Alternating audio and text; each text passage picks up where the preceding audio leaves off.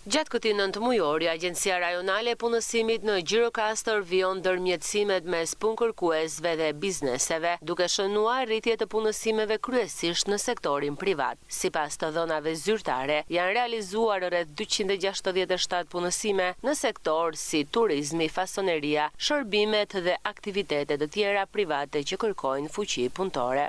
Kemi realizuar ndërmjetësime 267 deri më tani. Normalisht jemi në realizim të objektivave vjetor. Patjetër që sektorët të cilët janë më të suksesshëm në një qytet si Gjirokastra është sektori i turizmit, sektori përpunues, rroba qepësia, prodhimi. Pra këta janë sektorët të cilët është e mundur të zihen vendet vakante të cilat shpallen pranë zyrave të punës.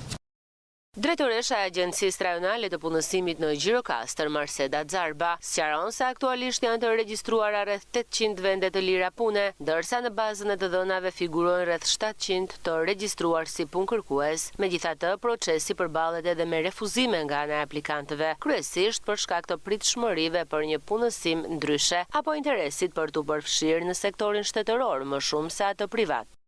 Kemi vende të lira të shpallura më shumë se 800, por ndërkohë përpos 267 të cilat është bërë ndërmjetësim nga zyrat e punës, kemi dhe 700 persona të cilët kanë gjetur vetë nga këto vende të lira të shpallura pranë zyrave tona. Patjetër dhe kjo është një sukses, sepse në fund të ditës kërkojmë që të gjitha të vendet e lira të punës të mund të përmbushen nga persona të rinj të regjistruar pranë zyrave të punës. Sipas saj, agjencia vijon përpjekjet për orientimin e të rinjve drejt tregut të punës në qarkun e Gjirokastrës.